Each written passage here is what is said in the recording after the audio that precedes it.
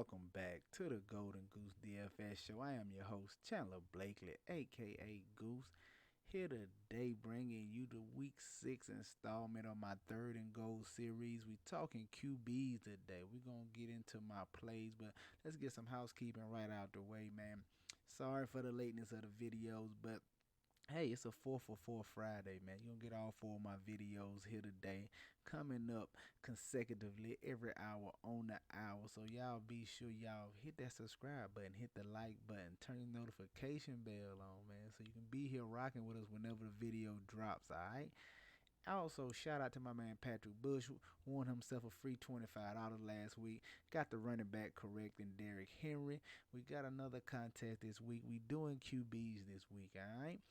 Hey, so it's a free $25, people.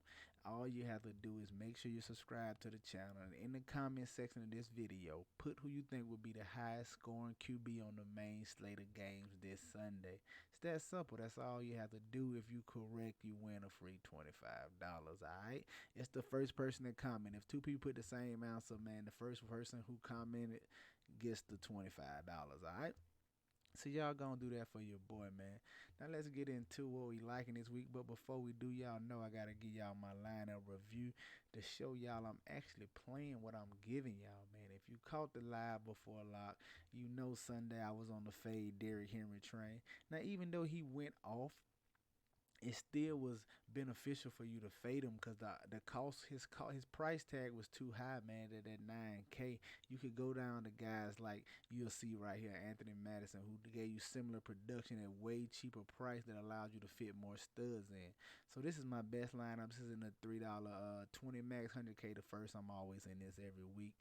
We came in like 9,000 plays, man. Won like 15 bucks. It was a rough weekend, man. We lost a lot of our buy-in, but we was just because we was wrong on the QBs. We got a lot of our position plays right. The fade Derrick Henry was a great way to go in my opinion because it saved us salary and let us fit some of the bigger name receivers in who had a great day. But we just didn't have as big as cash as we needed to because we didn't have any Herbert or Brady, and you needed those two on Sundays. Those two put together a monster performance. But my best lineup, we went with a Cincinnati Bengals stack. If you caught my, like I said, if you caught my live stream or if you even caught my betting show, you know I liked this game right here, the Green Bay Packers against the Bengals. I liked this game to go over. I felt it'd be fairly close. It was.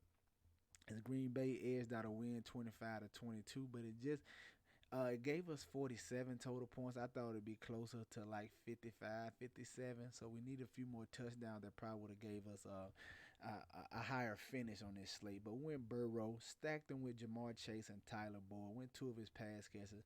Jamar Chase is easily his favorite pass catcher. Got him at 16%. He put up a very solid day as he gave us the 100-yard bonus and a touchdown.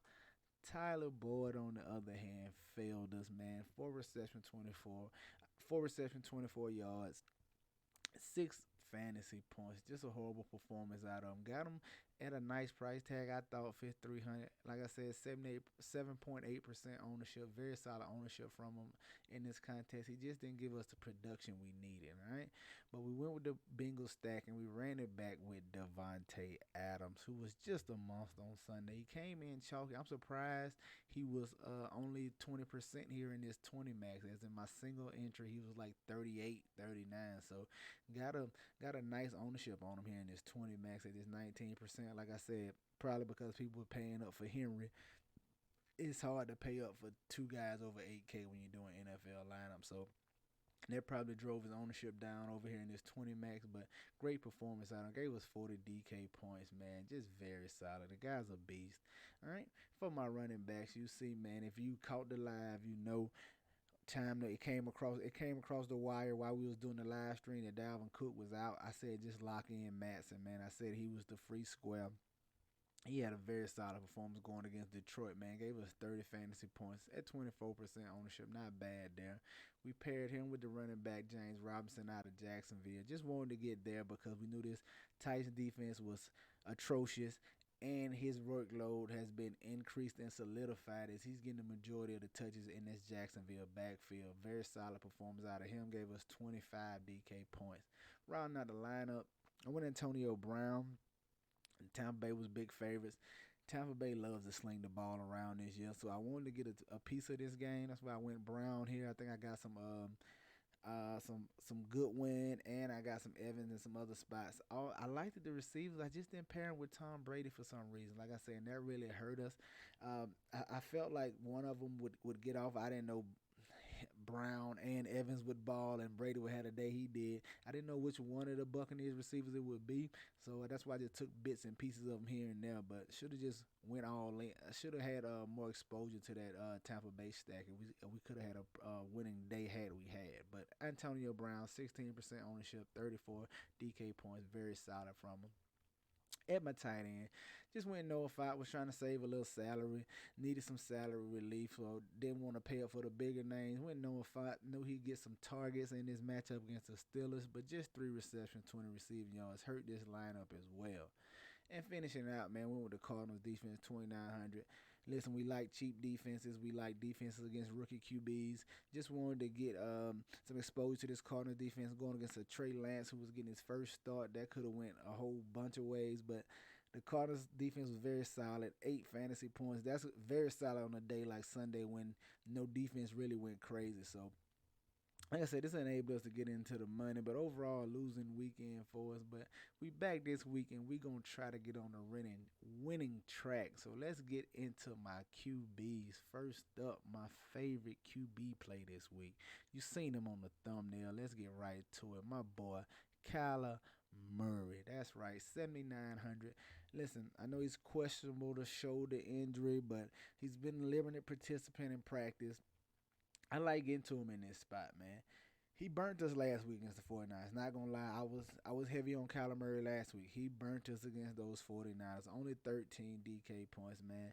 As you can see, he hasn't really gave us a 30-plus performance outside the first 2 weeks, but I like him in this spot going to Cleveland Browns, man. It's a very solid total on this game. And Arizona Cardinals are actually underdogs for one of the few times this year. So you get that, so you get a team who likes to pass the ball, coupled with the fact that they could be playing from behind. And we saw this Browns defense just give it up through the air to Justin Herbert last weekend. So I think you can move the ball through the air on this Cleveland Browns team. And I like Kyler Murray. Should be super low ownership this week just because of his price tag and the perceived tough matchup. If you see him right here, he's at 7,900. Most people this week are going to pay up to Pat Mahomes in a great spot against the Washington football team, or pay down to Lamar Jackson and save a few $100, especially with Lamar Jackson coming off that game he just had. So Kyler Murray is going to draw probably little. He might be under 5% on. Just because people think this is a tough matchup, question marks with the injury over there. If he plays, man, I'm going to love Kyler Murray, this 7,900 price tag right now. My favorite QB play across all formats this week, single, 3 max, and 20 max, all right? You know he gives you he has the same ceiling as Pat Mahomes, as Lamar Jackson. He has a higher run ceiling than Patrick Mahomes. He can get a similar run ceiling to Lamar Jackson if Lamar Jackson doesn't go super crazy on the ground. But I love Kyler Murray, man. One of my favorite plays, all right? Second, man, play at QB this week. I'm just going to pay up for Pat Mahomes, man. I think Patrick Mahomes has to be in your player pool. Listen, he's been very solid so far this year, man. You can see the numbers, averaging right at 29 fantasy points.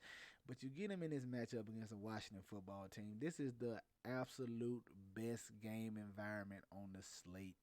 From real life purposes, from fantasy purposes, it's just two defenses who can't stop a nosebleed.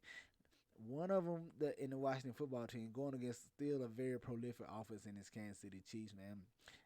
Listen, I'm not worried about the struggles on offense. Like they said, it's just Pat Mahomes trying to do too much. I think they ring it on in this weekend and get it back in a rhythm. And Pat Mahomes really shows what his Kansas City Chiefs offense is capable of. Man, I love getting to him in this spot. They need a win coming off a loss. Definitely, I take Patrick Mahomes with something to prove in this spot against a Washington football team, man. Definitely want some exposure to him. I know he's going to be chalky, but listen, gets you some exposure, Patrick Mahomes. It's tough to fade him on this one, all right? And coming in at my third and final play, you know I said I'm going to start giving y'all some GPP plays and things of that nature. So I got the perfect pivot, all right? I told y'all the Chiefs and Washington football team was the best game environment this weekend. So that entails that Tyler Heineke is drawing some ownership at 5,800. And while I think it's okay, I'm probably gonna have some on myself. But a great pivot, in my opinion, that saves you a few $100.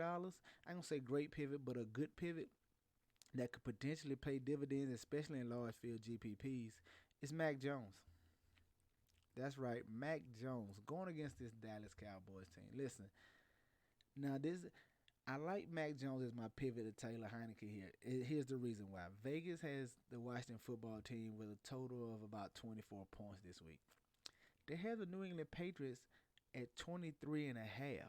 Going against the Dallas Cowboys, who's over and under on this game is 50 and a half. So they're expecting to score. They're expecting there to be some offense in this game. The Cowboys are only 3.5 point favorites, so I don't think the Patriots can just run the ball up and down the field on the Cowboys. They're gonna have to throw, and while Mac Jones has been pretty inefficient this year, he's giving you some okay totals. 15 fantasy points at 5,100. That's 3x. That's solid. He gave you 18 fantasy points right here. He was at 5,000. I think he's slowly starting to get rhythm. He's slowly starting to get a rhythm. I think you can see him improve as the season goes on. And you're going against a Dallas Cowboy team, albeit the defense is making some plays this year. They're still bottom 10 against the QB position for his fantasy points allowed. I like taking a chance on Mac Jones in a large field GPP here this week. All right, it's a slightly risky play, but I can get to him, especially in like a million maker contest or something of that nature. All right, there you have it, man. My 3 QB plays this week. Kyla Murray, Patrick Mahomes, and my GPP choice, Mac Jones. All right, get you some exposure to these guys. Get them in your player pool. You know I'm going to have them in mind, man. That's going to do it for us here today. Y'all know the motto. Chances make champions. Y'all green up, man. I'll see y'all later, all right? Let's go.